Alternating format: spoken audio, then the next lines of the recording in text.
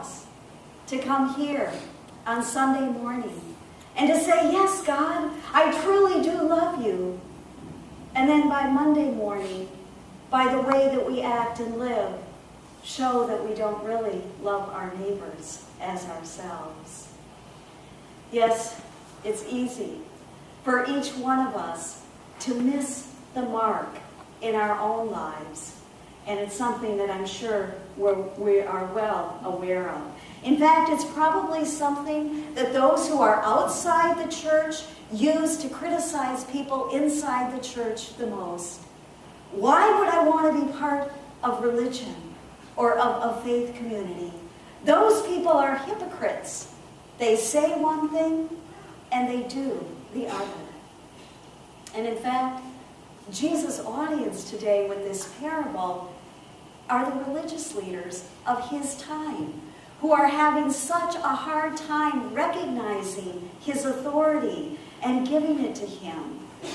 They think they're the ones who knows what's best. And so when God starts doing a new thing in their midst, in Jesus, they can't accept it. Which is why Jesus says that even the tax collectors and the prostitutes will enter the kingdom of heaven before you, religious leaders. But saying one thing and doing another isn't just confined to people in the church. It happens all the time in those in our culture. It happens all over the world. In fact, this past Thursday, our president went to the United Nations and gave a speech about how much we all need to work together as countries all over the world to fight this epidemic of the Ebola crisis. This is not just a health crisis, he said. This has a real threat of not just regional, but a global security threat to all of us. And he said enough is not being done, and it's not being done fast enough. There was an article in the LA Times that quoted the head of that organization, Doctors Without Borders, and she put it this way: the reality on the ground today is this: the promised surge has not yet been delivered. Those who have made pledges towards fighting the Ebola crisis have not yet come through on their pledges. The sick are desperate, their families and caregivers are angry, and aid workers are exhausted. Today, Ebola is winning. Well, we all know how easy it is to promise one thing and not to deliver on our promises. I discovered that myself. When Wayne and Will and I were together up in Two Harbors, Minnesota, that week when he was teaching us how to shoot a gun, we all received an email from a fellow classmate from the reunion that we had just gone to the week before. And our classmate told us about another classmate who had been at the reunion, but nobody knew at the time that she was dying of terminal cancer. I think I told you about this when I came back. So our classmate emailed all of us and said, I think the subject line was something like, "Your classmate needs your help." And so she explained what Monique was going through, and she said, reach out whatever way you can to support her during this time.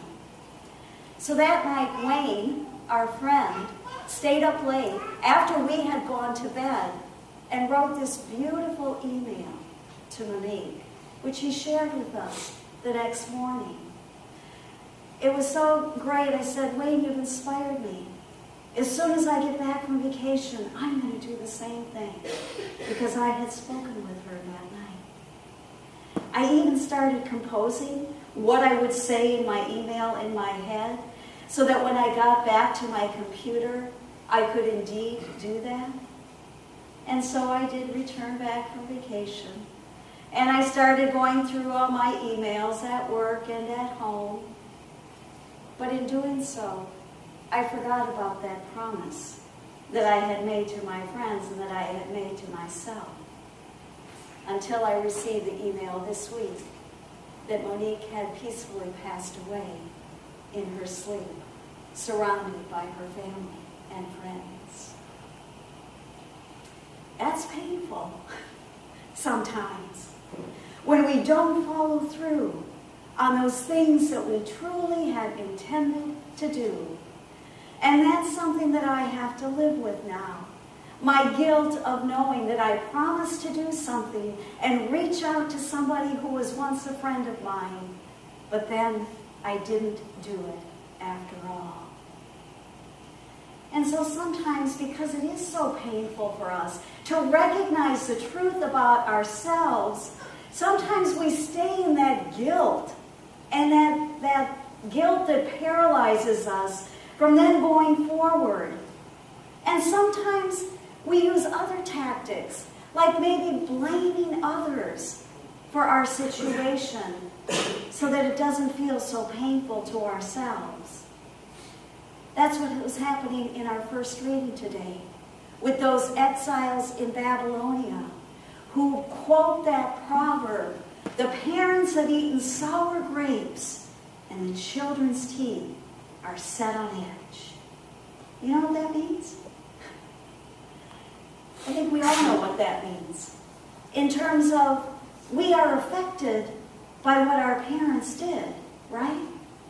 We grew up because of our upbringing. And so sometimes we use that to blame our parents. I am the way I am because it's what they did to me, keeping us stuck in our behavior so that we don't move on. Prophet Ezekiel tells those people, stop quoting that proverb. God says that everybody is accountable to themselves. Stop blaming your ancestors because you are in exile. Yes, they did some things wrong, but you too have turned away from God.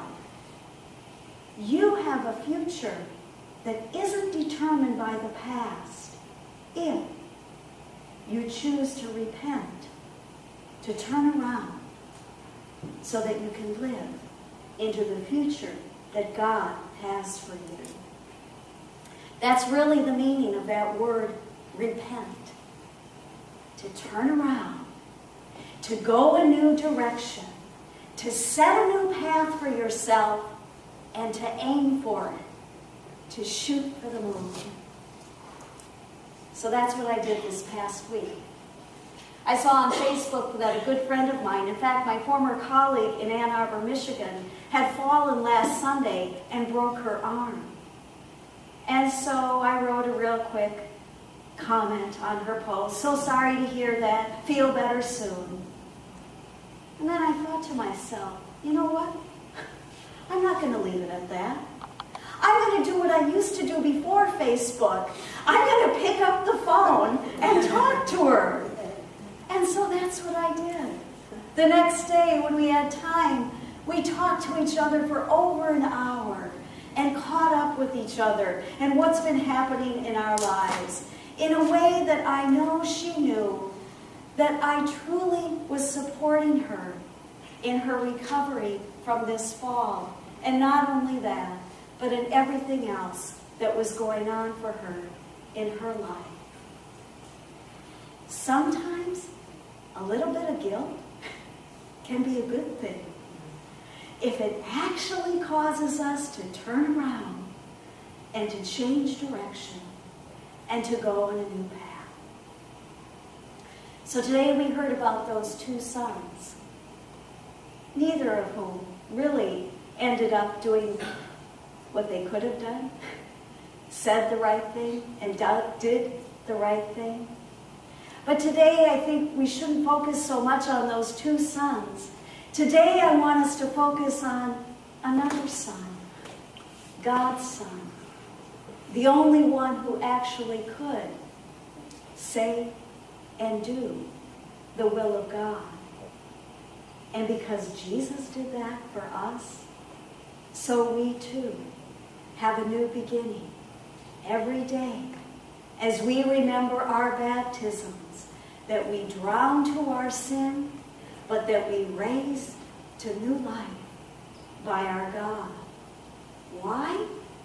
so that we can get out in the field and start doing the work that God has called us to do.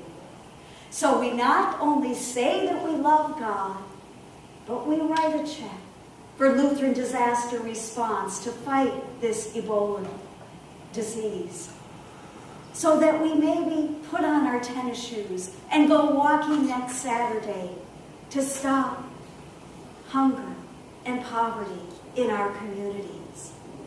So that we as white people start looking at our white privilege since Ferguson, Missouri, so that maybe we can stem this tide of racism in our society.